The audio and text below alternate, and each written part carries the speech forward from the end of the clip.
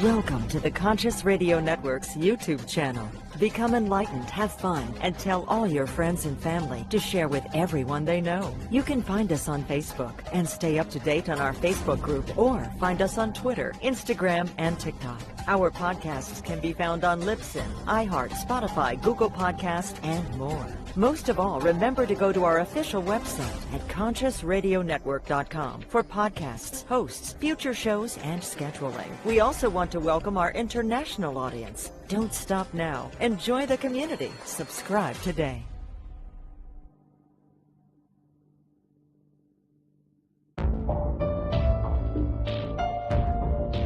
This is the Conscious Radio Network.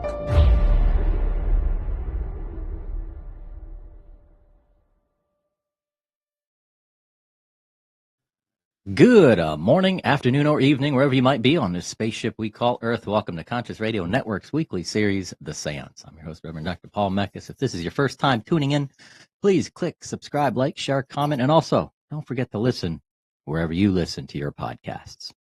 Today, creativity and consciousness. A passionate and inspiring artist, writer, public speaker, consultant, independent scholar, and visionary educator. He has over 4 decades of experience teaching and facilitating deep learning to a wide range of audiences.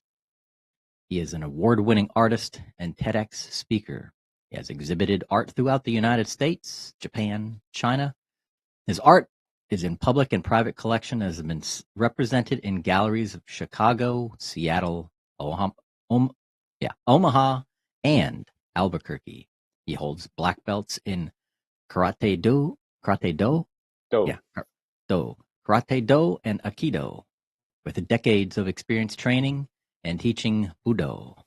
His comprehension, experience, expertise, and synthesis of creativity and innovation is unparalleled.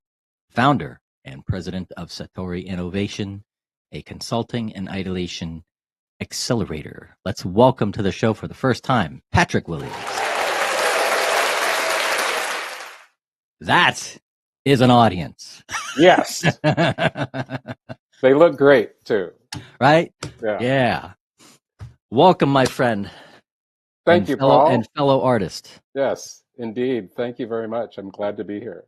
You are very, very welcome. So that's extensive. And some of your work is incredibly. And I've seen some of the sizes of the pieces that you have. It's like, whoa, that's a palette, man. It's big, yes, indeed. I love when I have the space to do large work. Yeah. Yeah, I have two drawings that are 80 inches high and 25 feet long. Whoa. On paper. Wow. Yeah, wow. And I had a studio at the time in Seattle that I had a 55-foot long wall. So I could put that work up and just go wild with the pencil. Yeah. And for those who want to check it out, who are listening or watching, definitely go check out his website at www.patrickwilliams.com. Correct. Very impressive. Thank you, sir. You're welcome. So how did this journey start for you? What gave you the inspiration? How did you start in this art?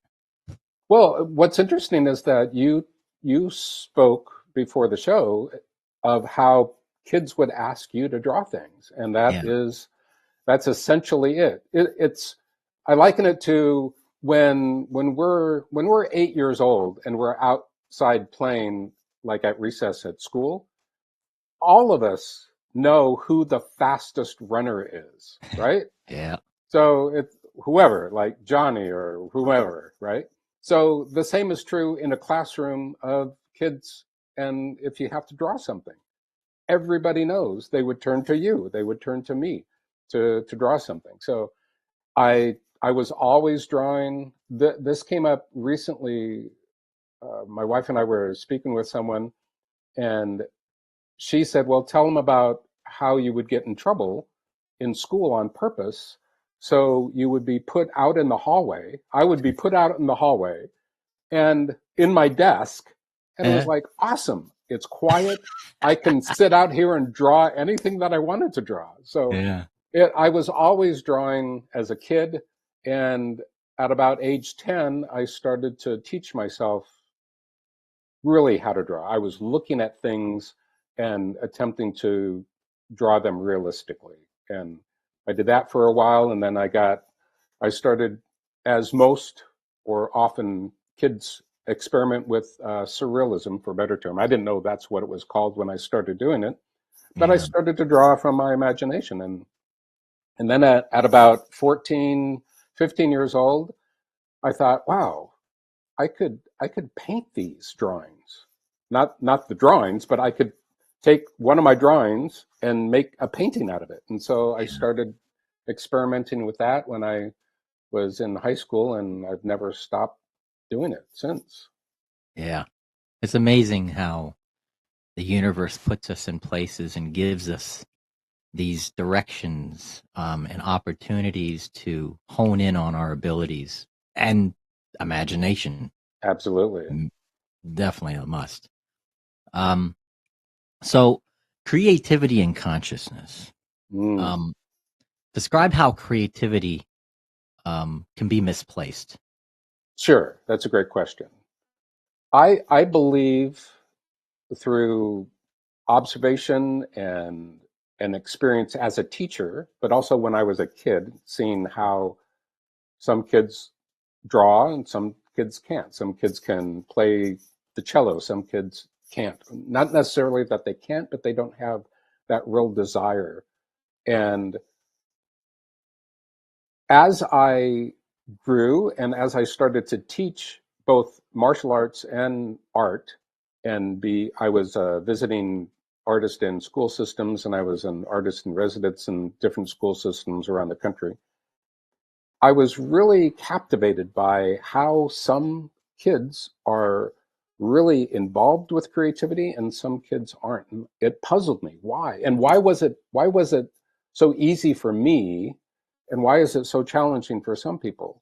And the more I looked at it, the more I realized, and the more reading I did in education uh, in general, and how children learn, in the psychology of learning, so to speak, Yeah. the more I developed this idea that our creativity, it can't go anywhere. It's inside of us. As you know, as children, we're super creative.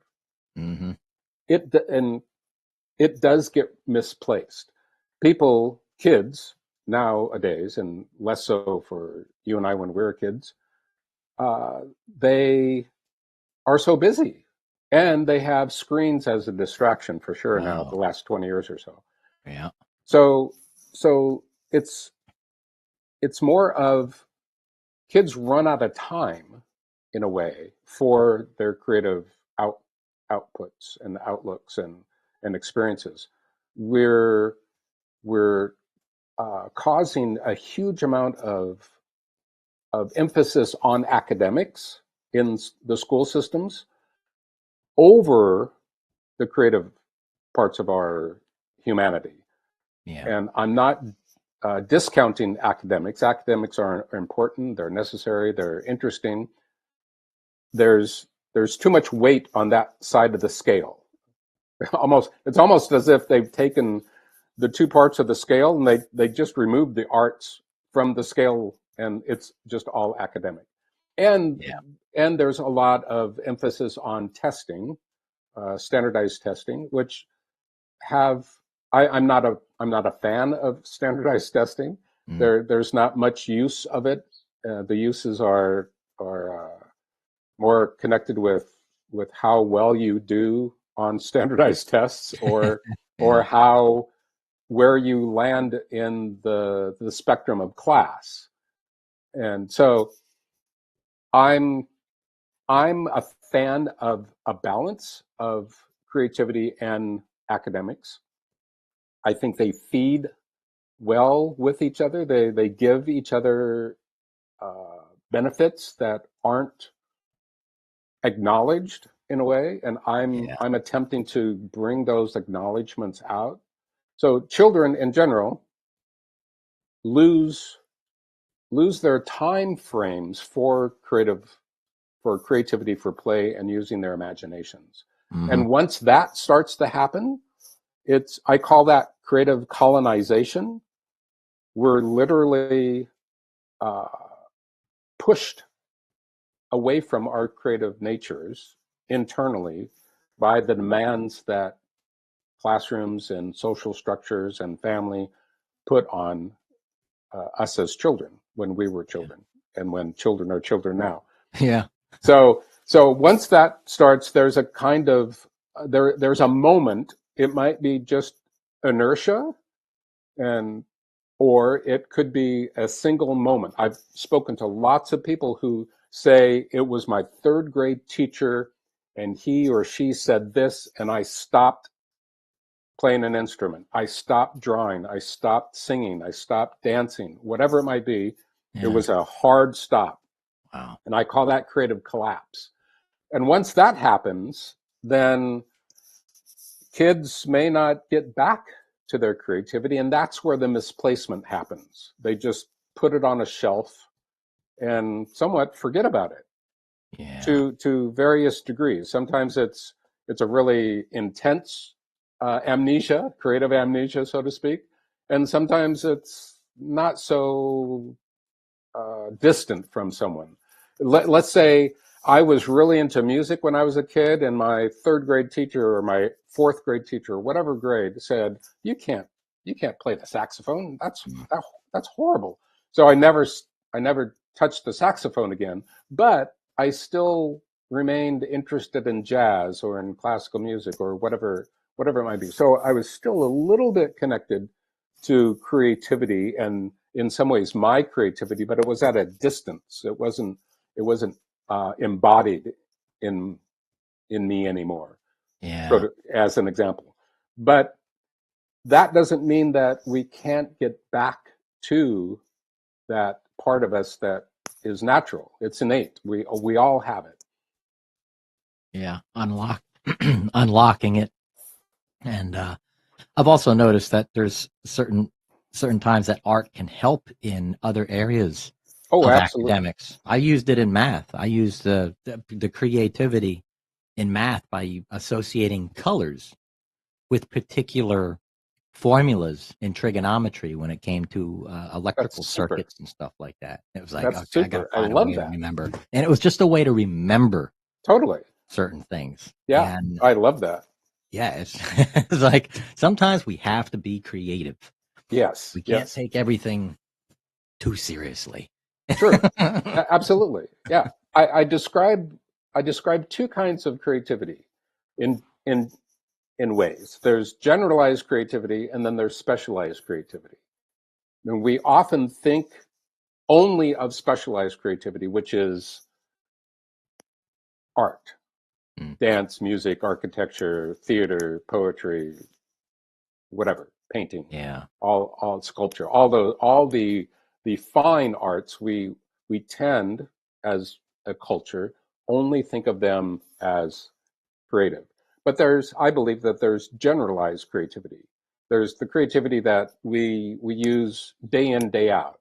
Choosing the shirt that I'm wearing to speak with you was a little bit of generalized creativity. It's not like choosing, who to put in a painting, or Yeah. how to compose a symphony. That's specialized. But generalized creativity, we use it all the time. We think of, well, I'm thinking about grilling tonight, maybe steaks or shrimp or something, and then thinking of how I want to spice it up. That's generalized creativity. As opposed to a chef who's working in a 3-star Michelin, restaurant, they are using specialized creativity, Yeah. and obviously also generalized creativity. So creativity is everywhere, and we use it all the time. And it takes practice acknowledging the generalized creativity more, so people get used to saying, you know what, I am creative. I do have that quality to me. Everybody has it, but Yeah. how much do they use it is the issue. Yeah. Maybe not the issue, but it's certainly important. I believe it's important. Very, very. I mean, it makes life interesting. It does.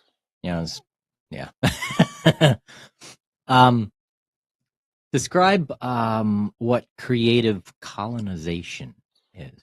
Sure. It took me a while to find a term that I thought was significant in describing how harsh the experience children go through with respect to not having the time to be creative, to be playful, and be inside their imagination.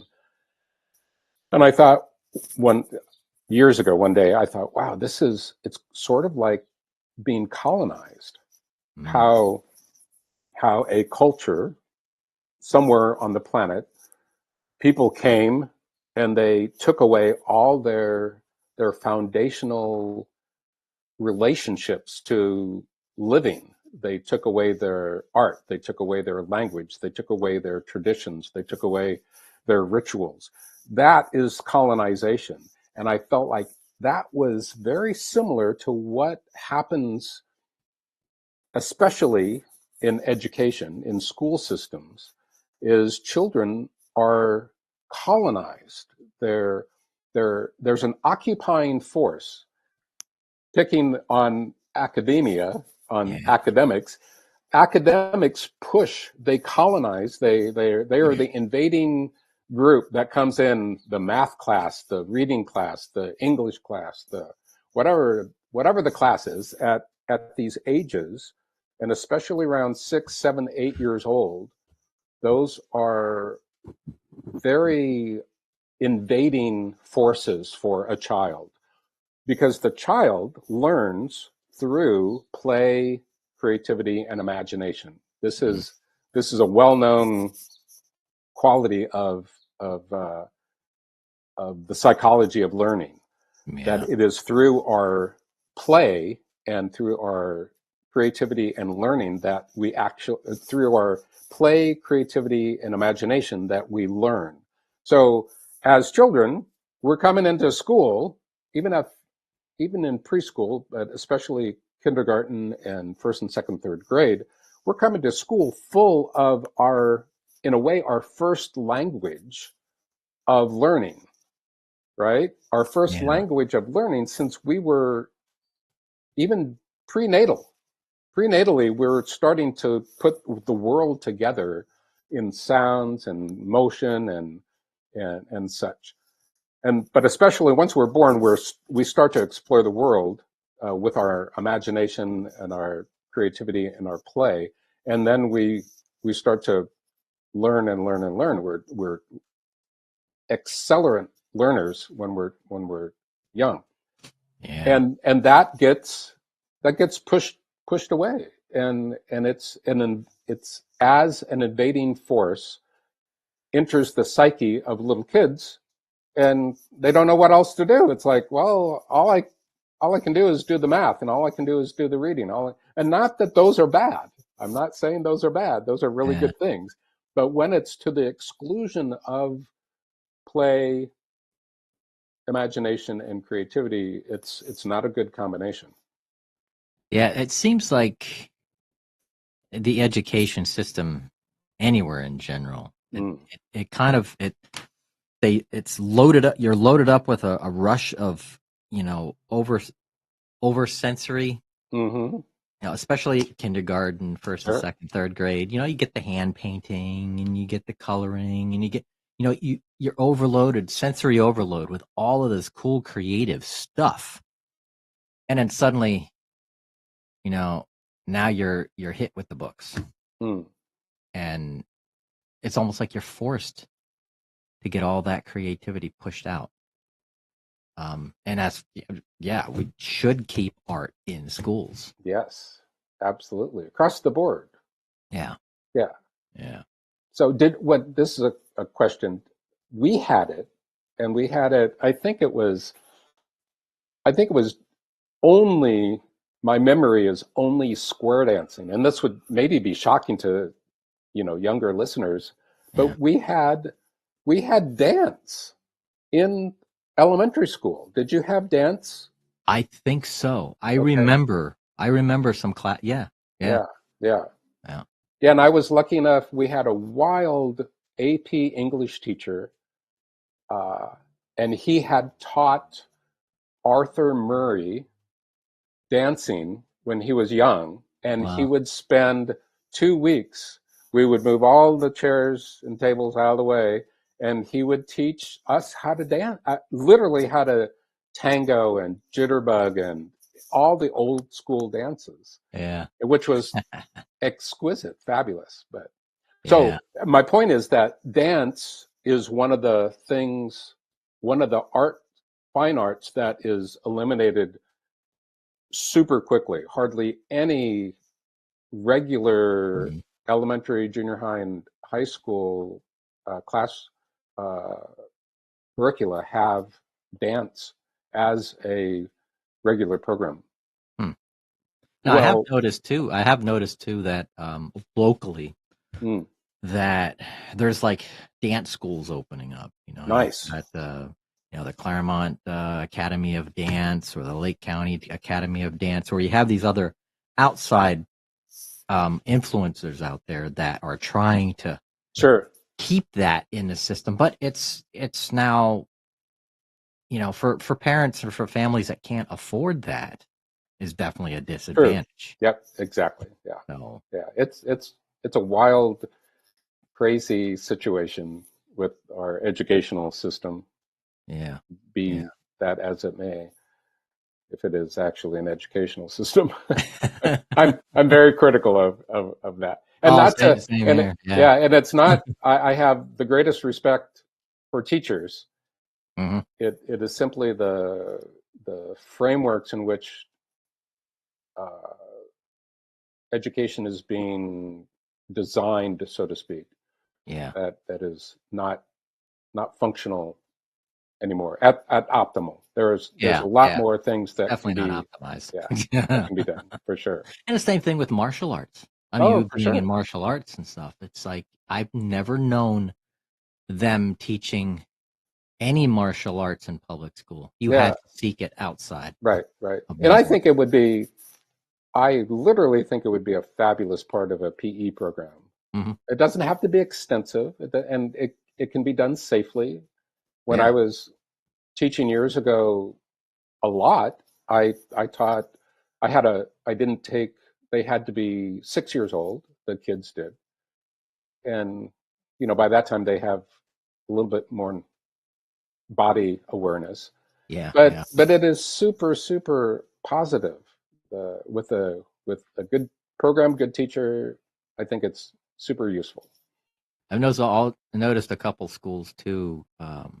One of my the late Reverend Ben Cox, one of my teachers in Mm, mediumship and stuff, he started teaching in public school meditation, nice. and I think they do this in other countries too. They just have, you should have the option instead of PE, go and meditate. Yeah, super useful. Yeah, Yeah, know yeah. thyself. Yeah. Lose the stress. Yes. Exactly. Yeah. Yeah.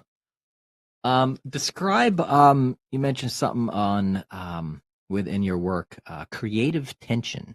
Sure. Yeah, that's super important. So, and I'm using it in a positive sense. So we need a kind of tension in our process, in some regards, our process of living. We need tension. And there's there's a story within, remember, this was years ago. There was a lab that was created to simulate the experiences that astronauts would have if they went to Mars. Do you remember that program? It was in Arizona. Yeah. Huge building, many square feet of maybe a couple thousand. Oh, maybe it was way more than that. It was a huge building that they built. And part of it was they were mimicking building, they were mimicking the building of greenhouses on Mars, what they would have to Oh, do. the bio. And yes, exactly. Yeah. And after about 8 months, all their saplings had died. Oh. And no one could figure it out. They had plenty of water, plenty of sunshine. They had fertilizer. They were generating it inside the dome. And they finally talked to an old arborist, and he said, "Well, there's no wind." And they were like, "What do you mean?" He said, "Trees need wind. Plants need wind. It's called stress wood. So when the little sapling is blowing in the wind, it's actually building up its strength and its stamina and endurance." Yeah. And so this is the same as our creative tension. We need a kind of tension. When you were in school and you were given an assignment, there was a kind of tension there. Part of it is because you have a deadline, and even in the workplace, there's that tension. That's a creative tension that exists within deadlines. If they're in a design firm, or also in my studio, I have a show coming up in June, so in July, I mean, and so I have a new kind of tension to get work done. So that's one aspect of the creative tension. But there's another aspect of the creative tension that's very powerful and very interesting, that we need things to push up against. So the dancer has gravity on the floor. The musician has either air or strings or the drum or the piano keys. There's a tension there, a literal physical tension there. I have brushes and canvas or paper and pencil. There needs to be a kind of tension there. If we take the tension away, then there's nothing that we can literally push up against. We need just like the sapling needs the wind to push up against to develop their stress wood. We need that creative stress wood within us that the tension provides. And what's interesting is that I've come across lots of folks, and in some ways more recently, where there's a resistance to tension. There's a desire to have things easy. And circle back to the meditation part. Meditation, there's a saying that my wife taught me. She went to Naropa and got her master's in transpersonal psychology. And they said the seat of meditation is through revulsion. Something like that. That may not be exactly it. So as you know, I've done meditation. There are times when it is really hard to get to the cushion, right? Yeah. It's like, oh my God, am I going to have to sit here? I can't do it today. But the revulsion is part of what gets you there. So that's sort of the creative tension within the meditation world, that sometimes it's really hard to get to the cushion. Sometimes it's really hard to get to the canvas. Sometimes it's really difficult to get to the dance floor for the rehearsal or the choreography that you're going to start to develop. Sometimes it's really hard to get to the page. I'm trying to be a writer in a way. I am a writer, but I'm not. I think all writers struggle, as my wife says. So that is so intense sometimes, to sit in front of the blank page and to get the words going. That's the creative tension. There's a hard part of creative tension, and then there's the necessary, almost delightful part of having the wooden floor to jump off of as the creative tension for the choreographer. So does that make sense in some ways? Yes. Okay, yes. Good. Excellent. Yeah, you need that ebb and flow. You need that push and pull. Yes. You need that yin and yang, the light and dark, that. Yeah, I get it. I get it. Yeah. Super. Especially when it comes to deadlines. I mean, I'm definitely guilty of, those projects and final the final piece of that portfolio and it's due tomorrow and you've had 3 weeks to do it and Right. you wait to the last night Yeah. because that tension That tension. assisted you to become even more creative because now Totally. your best work comes out. Right. Totally. Often. Yeah. Very often. Yeah. Yeah. It is. Until you get writer's block and you're just sitting there looking at that blank page going, what Yeah, the hell am I boy. going to write? It's fascinating. Yeah, it is. Yeah. Now, when it comes to like consciousness, or Mm. human consciousness, or even collective consciousness, what are your thoughts on art and our consciousness Yeah. and the role it plays? Massive question. I believe, fundamentally, I believe that consciousness supersedes our bodies. So there are lots of people who are, and I'm sure your audience will be familiar with the folks that are materialists or staunch materialists, epiphenomenalists. They call sometimes they're called. So they only think that consciousness happens inside of our brains through a chemical electric reactions. Yeah. And I love having a brain. Brains are awesome, Mm-hmm. but I don't think that they are the place where consciousness comes into existence.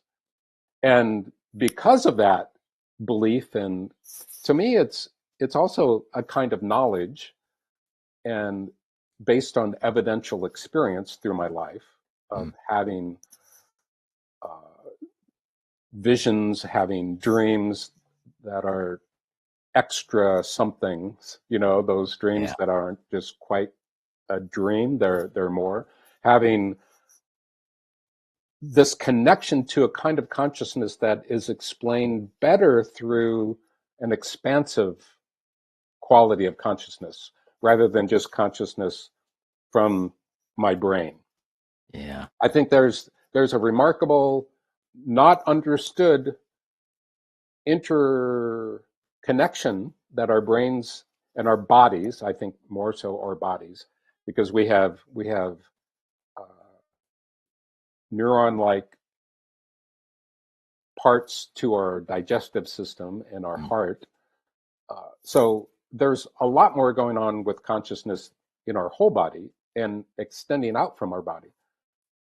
So coming back to kind of the first part of the question, I believe our creativity is both very singular personality wise to who I am and who you are and who other people who are in the realm of specialized creativity for sure, but also generalized creativity. Yeah. But we have also a connection to larger qualities of consciousness. I don't have any real definitions of that. There are lots of different definitions of some people call it God, some people call it prana, some people, there's all kinds of names, all kinds of uh, judgments and Yeah. differentiations and labels. But Yeah. I know that there is something greater than me that sometimes I'm in real remarkable harmony with that.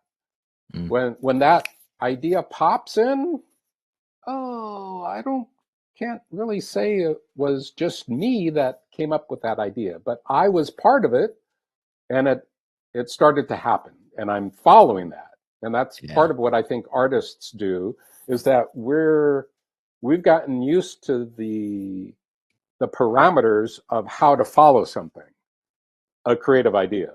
Yeah. Like, oh, there it is. I'm going to follow that. I'm going to keep following it until I either get some other message to follow something else, or I just create it and then I go on to the next thing. But I Yeah. think that there obviously is a remarkable connection between creativity and consciousness. And I think we as human beings have a very limited awareness of what consciousness actually is. I think. Hmm. I think there's a lot of us. You're in this realm of people who are open to a lot of possibilities and are following those and tuning into those possibilities rather than as picking on the materialists who say, well, it's just brain, and if you have an intuition or what you think is telepathy, that's just a coincidence.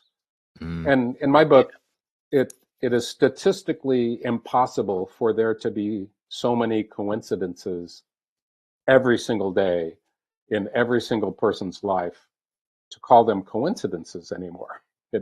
That's not the definition of a coincidence. A coincidence is something that happens every once in a while, and it's like, oh, that was interesting. But Yeah. our lives are full of remarkably quirky, strange, phenomenal, fabulous Synchronicities. events, synchronicities. Yes, exactly. So Yeah. consciousness and creativity, tight, super linked, I believe. Absolutely. Yeah. Same here. I Yeah. concur. I knew I was preaching to the choir. Yeah.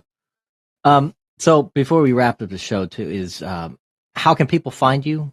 Where they can go to reach out to you, and People, yes, people can find me. People can email me at patrickwilliams.com. I'd love to hear from people. You can visit my website, as you mentioned, patrickwilliams.com. I have another website. It's called celebrationflowerpaintings.com. It has nature work on there also, so it's not just flowers. I have a business consulting site called Patrick Williams Stay Creative, which is a mouthful, but there are links in other parts of my other sites. I'm also on Instagram. PMW Creativity is I do a drawing every morning in my journal, yeah, and then I post it on Instagram. And I have PMW_camera is my photography. I post a photo every day. sweet, Yeah.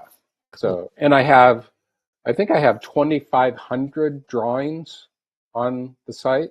wow, So it's one drawing every day, and yeah, it's just the single. I make one in the morning, and then I post it. So yeah, it's the sort of a continuous string of that part of creativity that's yeah. spontaneous and fresh and new each day. Huh, that's cool. And with that many, I'm surprised you didn't get like have it in the morning newspaper. Kind Well, yeah, of like the Far Side, it Far could Side be. That would Comics. be interesting.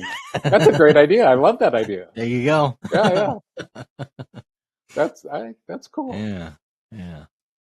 So before we end the show, what would you like to offer as a takeaway for our guests, or not Sure, our that's a guests, great. but our I audience? love that. I would, if you want to begin exploring restoring your creativity, I would suggest get a journal. Journals are good anyway. And Hmm. to write in your journal every day as a practice with a capital P. But if you wanting you're interested in reconnecting with your creativity, use a journal to begin asking yourself questions. How was I creative when I was a kid? What did I like to play when I was a kid? How did I use my imagination as a kid? What am I interested now in doing artistically? You don't have to become, you don't have to write a symphony if Hmm. you want to start playing the piano. So keep it in scale, but start to explore, ask yourself questions, and the creativity is going to come out. We were unstoppable in our creativity when we were children. Yeah. When we woke up during the summer, we went outside and we played.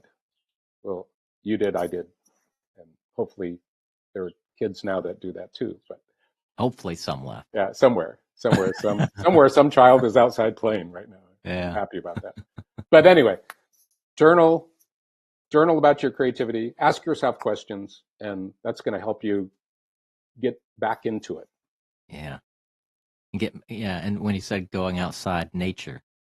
Nature. Getting back to nature is just something that will also just really teacher. unlock. Yes, Yeah. totally. Yeah. And watch my TEDx talk. Definitely. Yeah, And they can find creativity that. lost and found. Yes. They can find that on YouTube or on your YouTube. website. Yeah. Cool. And it's linked on my sites also. Oh, all right. Yeah. Sweet. Nature is involved. Yes. Oh, okay. Yeah, that's why it made me think of the plug.